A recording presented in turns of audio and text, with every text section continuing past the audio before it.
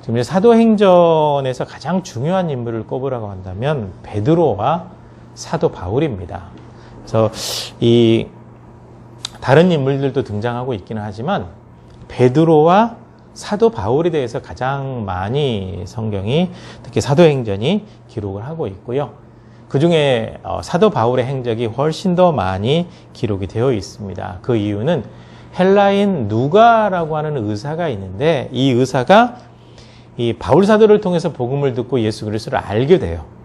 그런 다음에 바울 사도를 늘 따라다녔기 때문에 바울 사도에 관한 이야기가 훨씬 더 많이 기록이 되어 있습니다. 그런데 바울 사도의 이 모든 사역을 쭉 이렇게 전개하고 진행하는 일이 있을 때 그 중간에 누가 등장하냐면 아볼로라고 하는 사람이 등장합니다.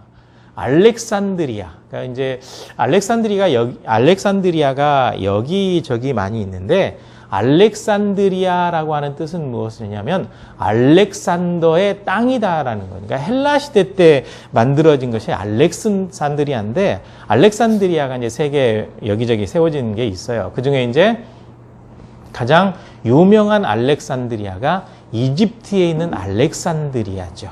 바로 여기 출신 아볼로라고 하는 사람이 있는데, 이 사람이 이제 에베소로 오게 되었습니다. 그래서 이제 이 사람이 태어난 배경을 보게 되면 유대인이에요. 유대인인데 알렉산드리아에서 태어났습니다.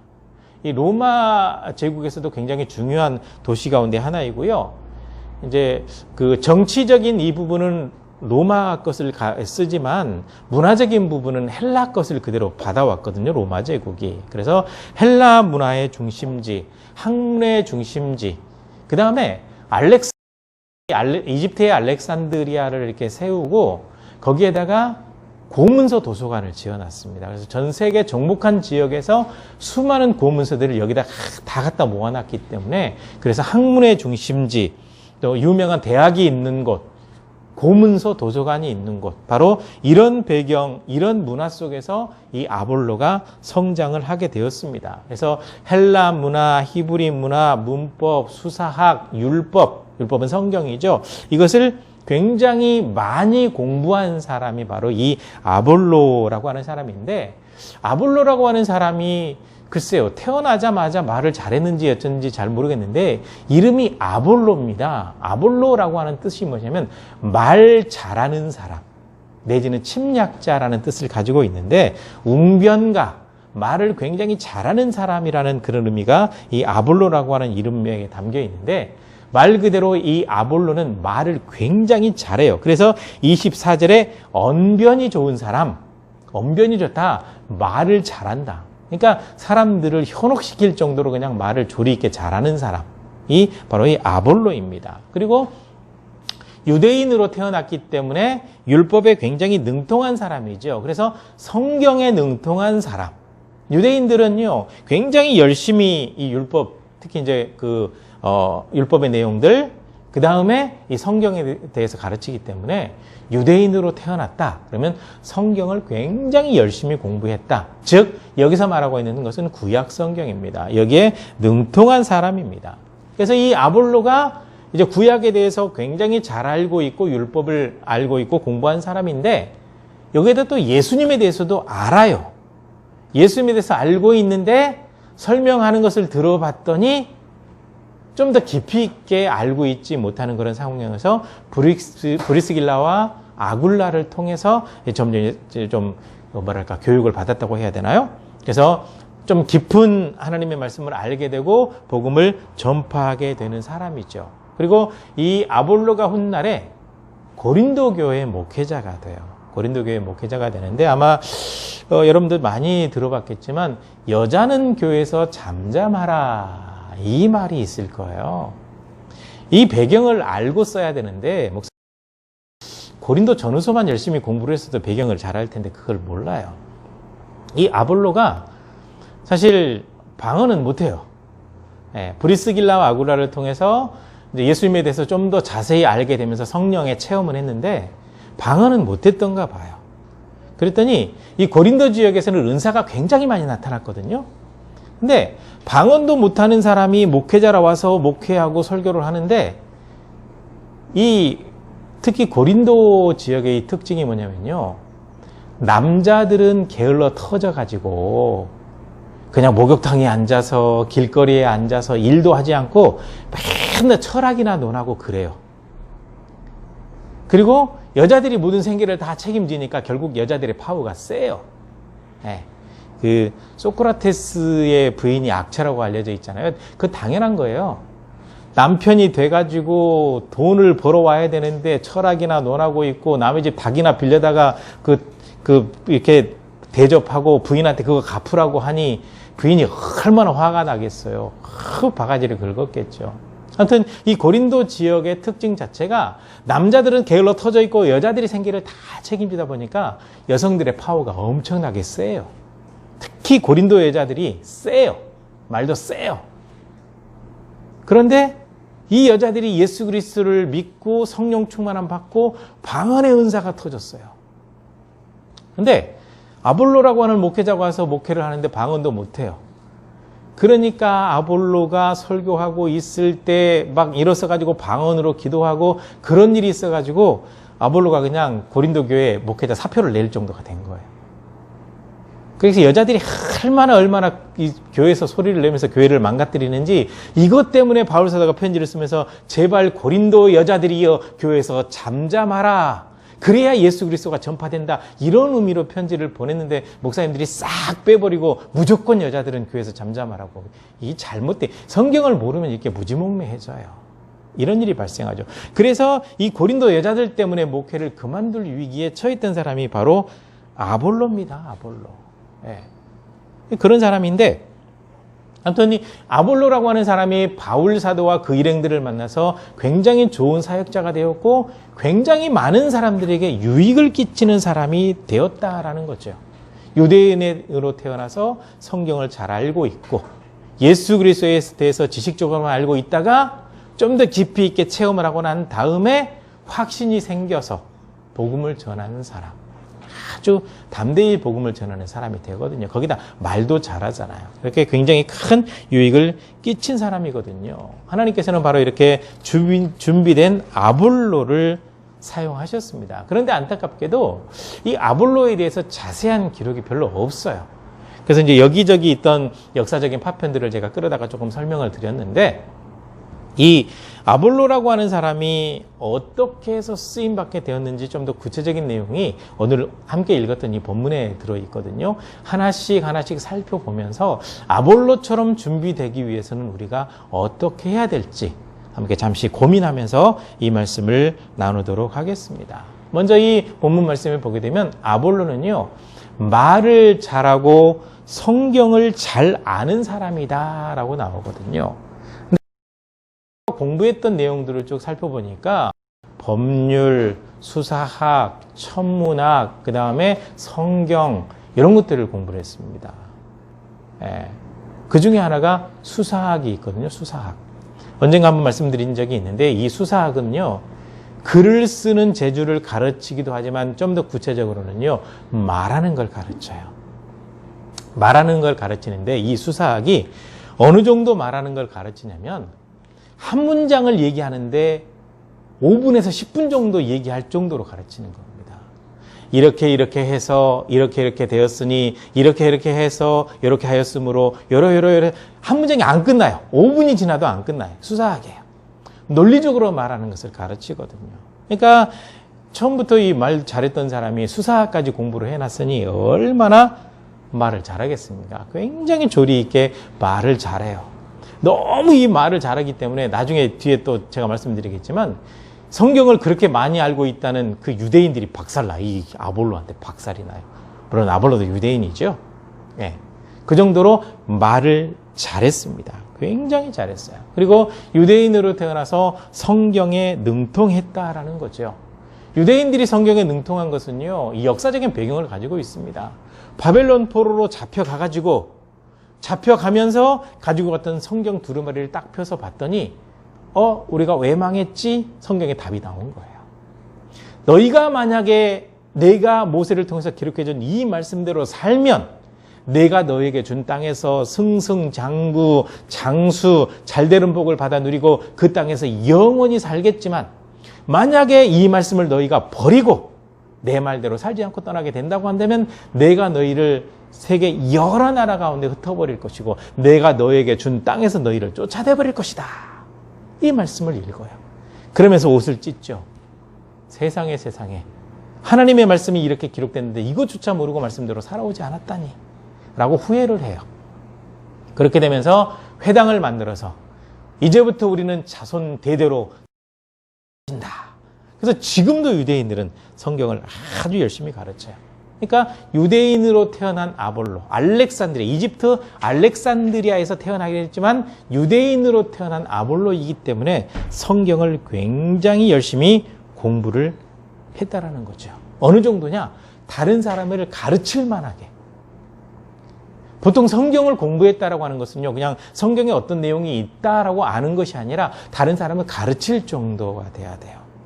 그래서 지금 우리 한국교회는 성경 교사를 굉장히 많이 양성해야 되는데 평신도들 가운데도 성경 교사들이 굉장히 많이 나와야 돼요. 너무 중요합니다.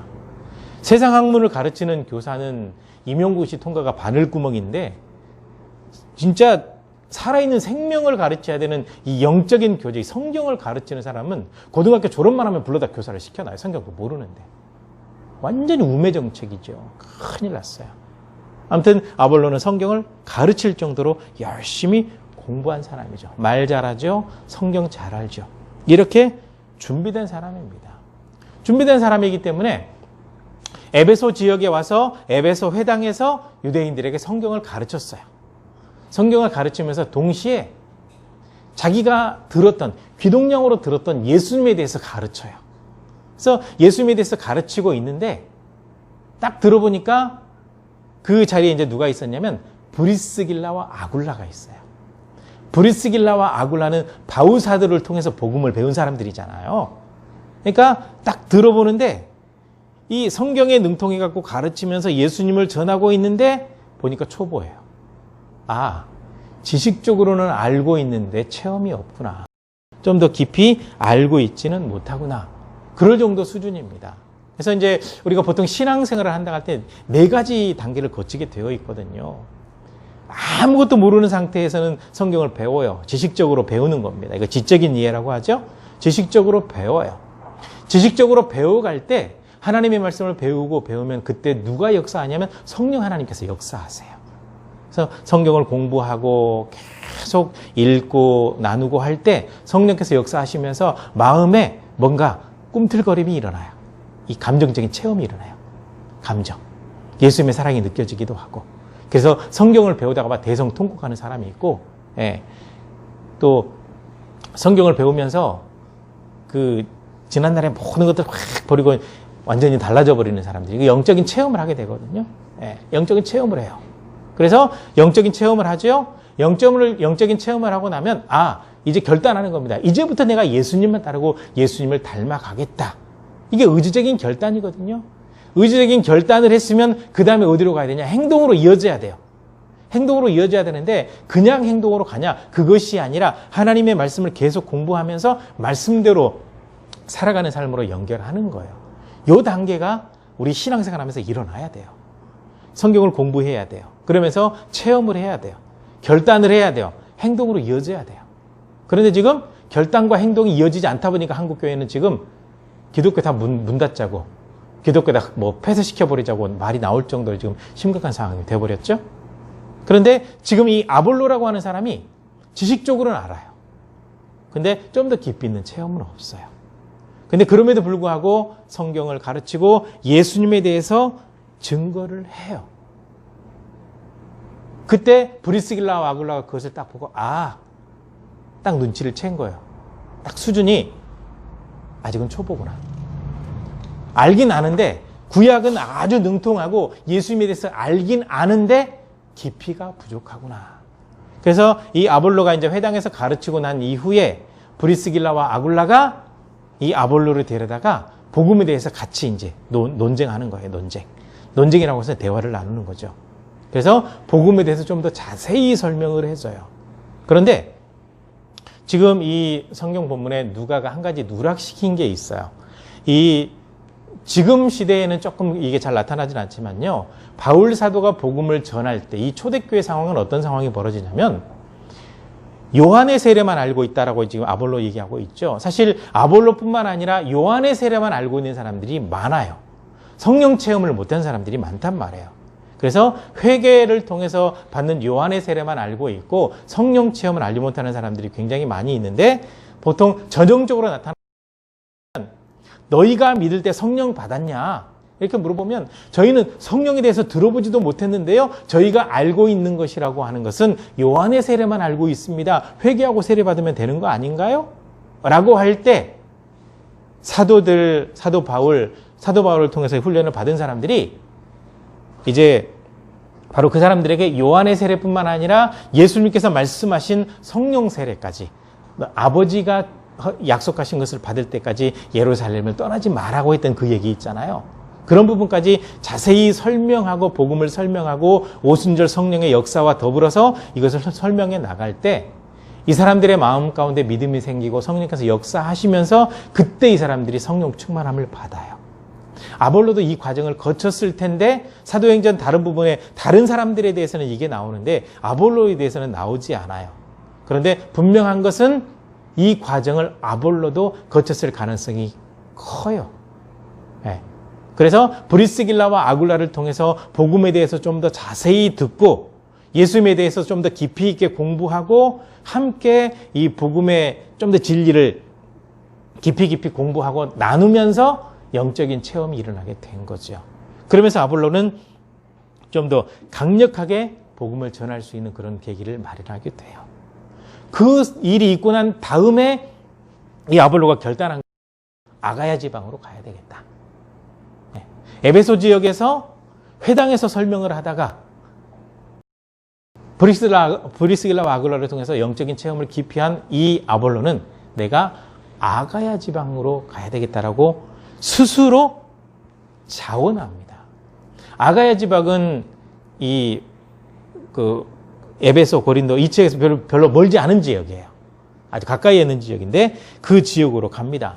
그래서 가려고 할 때 그래, 너라면 충분히 그 일을 할 수 있어. 그래서 이 함께 있는 이 믿음의 형제들이 격려해서 보냅니다. 격려해서 보내면서 아가야 지방에 있는 예수님을 믿는 사람들에게 편지를 보내요. 아볼로라고 하는 사람이 너네들한테 갈 거다. 근데 이 사람은 구약에 능통하고 예수님을 믿는 사람이고 영적인 체험을 해서 굉장히 유익한 사람이다. 그러니까 영접하고 어떤 사역을 하든지 지원하라라는 내용의 편지를 써서 같이 보냅니다. 이렇게 해서 아볼로가 아가야 지방으로 갔고 거기에 있는 믿음의 형제들이 아볼로와 더불어서 함께 돕는 사역을 하게 되는 거죠. 그래서 이 아가야 지역으로 건너갔는데 오늘 본 말씀에 이렇게 기록이 되어 있습니다. 은혜로 말미암아 믿는 자들에게 많은 유익을 주더라. 아볼로가 은혜로 말미암아, 바로 이 부분에서 제가 그 해석을 한 겁니다. 하나님의 은혜를 깊이 체험하게 되는 것은요, 성령의 역사거든요. 성령의 역사를 통해서 분명하게 믿음의 토대를 쌓은 하나님의 은혜를 깊이 깨달은 아볼로가 그 은혜 체험한 것을 가지고 그대로 가서 구약의 말씀과 예수님에 대해서 쭉 설명할 때 성령께서 역사가 나타나게 돼요. 그러니까 믿는 사람들의 믿음은 더 굳건해지고 믿지 않는 사람들에게는 복음이 전파되는 겁니다. 그래서 믿는 자들에게 더 많은 유익을 끼치는 일을 하게 된 사람이 바로 아볼로라는 거죠. 네. 지식적인 성경 공부만 가지고는요, 아무런 의미가 없어요. 영적인 체험이 일어나야 됩니다. 그러니까 성경 공부는 언제까지? 영적으로 하나님의 은혜를 더 깊이 깨달을 때까지 공부를 하는 거예요. 분명히 성령 하나님께서는 역사하시기 때문에 그렇습니다. 이 영적인 체험이라고 하는 것은요, 간증입니다. 간증. 굉장한 간증이거든요. 바울 사도도 그랬습니다. 다른 건 몰라도 내가 예수 그리스도께서 우리 죄 때문에 죽으신 것, 그 다음에 3일 만에 부활하신 것, 그리고 승천하셨다가 다시 이 땅에 재림하실 것, 이것은 내가 분명히 전한다 라고 얘기를 했고요. 바울 사도가 또 이런 말을 했습니다. 내 육신이 지옥의 구렁텅이에 떨어진다고 해도, 하나님의 생명책에서 내 이름이 지워진다고 해도, 만약에 그런 일이 벌어진다고 해도 내가 알고 있는 수많은 사람들, 내 권력 지친 모든 친척들, 내가 아는 사람들이 예수 그리스도만 믿게 된다고 한다면 내가 기꺼이 그 일을 택하겠다라고 할 정도로 하나님의 은혜가 크다라는 거예요. 체험한 은혜가 크다라는 거예요. 바울 사도는 그 정도예요. 하나님의 은혜가 너무 크기 때문에 하나님, 제가 지옥 간다고 해도 내 주변에 있는 모든 사람들이 다 예수를 믿는다고 한다면 제가 그것을 선택하겠습니다. 이게 바울의 선언이거든요.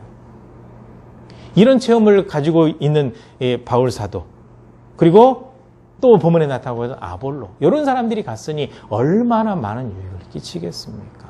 바로 그런 부분이거든요. 지금 한국교회가 지금 이것을 잃어버리고 있다 보니까 굉장히 큰 위기에 처해 있습니다.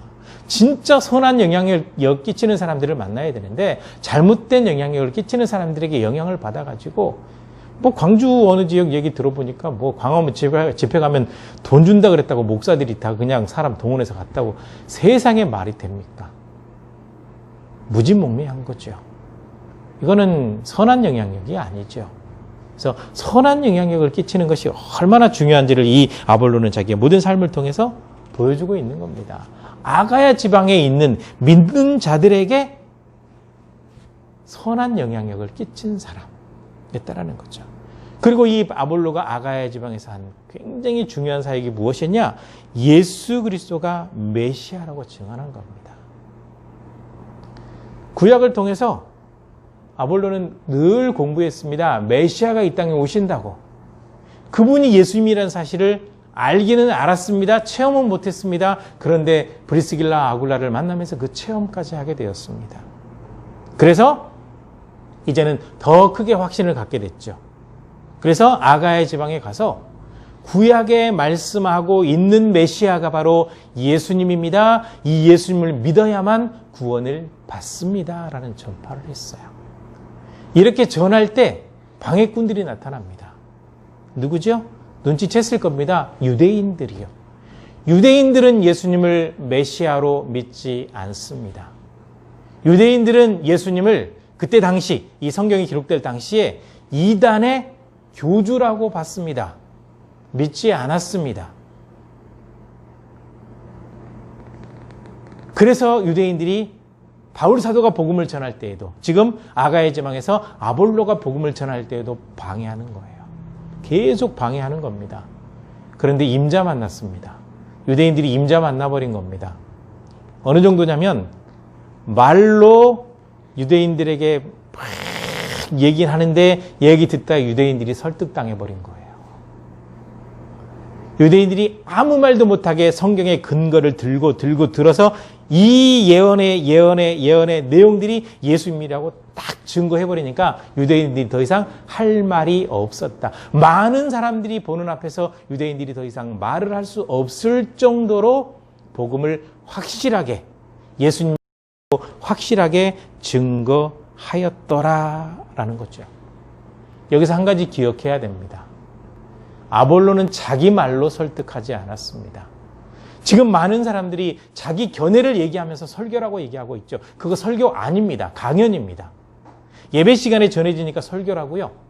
뭐 무슨 당이 좋고 무슨 당은 공산당이고 뭐 이렇게 전파하고 있으면서 설교라고요. 그 설교 아닙니다. 아볼로는 자기 말로 유대인들을 설득하지 않았습니다. 성경을 인용해서 성경으로 풀어서 성경으로 유대인들을 설득해버린 겁니다. 이게 설교입니다. 하나님의 말씀을 배경 살피면서 있는 그대로 전해지는 것이 설교입니다. 하나님의 말씀을 통해서 사람에게 복음을 제대로 전파하고 예수님을 전파할 때 이것이 설교가 되는 겁니다. 아볼로는 그것을 선택했습니다. 자기 논리로 하지 않았습니다. 물론 수사학을 공부했기 때문에 말하는 논리는 배웠죠. 그런데 말의 내용은 성경에서 왔다라고 하는 사실입니다. 이거 분명히 기억해야 됩니다. 그래서 지금 이 시대에는요, 설교의 홍수 속에 살고 있지만 설교를 분별해야 됩니다. 하나님의 말씀에 근거한 설교인지 아니면 자기 생각을 논하기 위해서 성경을 끌어다가 인용하고 있는지 잘 살펴보는 것이 우리에게 주어진 중요한 숙제 가운데 하나입니다. 이 아볼로는요, 믿는 사람들에게 유익을 주었다라는 거죠. 믿는 사람에게 유익을 주는 사람. 성경을 많이 알고 있지만 겸손하게 배울 태도가 되어 있는 사람. 굉장히 많은 것을 알고 있지만 예수 그리스도를 증거하기 위해서 헌신하는 사람. 하나님께서 원하시는 뜻대로 복음 전파하는 일에 기꺼이 헌신하면서 하나님의 말씀만 증언하는 사람. 이 모든 일을 통해서 믿는 사람들이 어떤 길로 가야 할지, 어떤 진리 가운데 거해야 할지 분명히 알려준 사람. 그러면서 동시에 삶을 통해서 믿는 사람의 모습이 무엇인지를 보여준 사람. 유익을 끼치는 사람이 바로 그런 사람입니다. 말만 잘하는 사람. 이건 굉장히 위험합니다. 예수님께서 이렇게 말씀하셨거든요. 너네들 바리새인들의 말은 듣고 따라도 되지만 행동은 따라가지 마라. 지금 오늘 이 시대에 마찬가지입니다. 말은 뻔질하게 하면서도 행동으로 보여주지 않는 사람들, 목회자들, 성도들, 중직자들, 그 모습 닮아가면 큰일 납니다. 하나님의 말씀, 유익을 줄 수 있는 그런 모습, 이것 되는 것이 굉장히 중요하죠. 그래서 아볼로가 마른 사람에게 유익을 주었는데 과연 우리는 아볼로처럼 준비되고 있는지 한번 잠시 점검을 해봐야 할 것 같습니다. 여러분들은 하나님의 말씀을 정말 열심히 공부하고 계십니까? 하나님의 말씀을 공부하지 않으면 신앙인이 신앙인의 본분을 잃어버린 겁니다. 하나님의 말씀을 가까이 하는 것이 대단히 중요하고요. 복음에 대해서 제대로 배울 준비를 하고 있습니까? 복음을 제대로 알아야 돼요. 기쁜 소식이 무엇인지를 제대로 알아야 돼요. 그것이 대단히 중요합니다. 그 다음에 이 부분이 된다면 그 다음에 될 것이 무엇이냐면요. 교회와 목회자에 대해서 영적 분별력을 가지고 계십니까? 분별해야 돼요. 아무 목회자에게나 환호, 아무 교회에나 환호, 지금 이거 위험한 시대가 되어버렸습니다. 교회와 목회자에 대해서 영적 분별력을 해야 돼요. 특히 거짓말하는 설교자들이 너무 많아요. 이미 예언된 그대로 거짓 진리를 선포하는 사람들이 너무 많아요. 교회와 목회자에 대해서 영적 분별력을 가지고 있어야 됩니다. 그 다음에 하나님과 가족과 믿는 사람과 만나는 사람에게 유익을 주고 있습니까? 하나님, 그 다음이 가족이에요, 가족. 그 다음에 믿는 사람, 그 다음에 내가 만나는 사람에게 유익을 줄 수 있습니까? 그 모습이 돼야 돼요.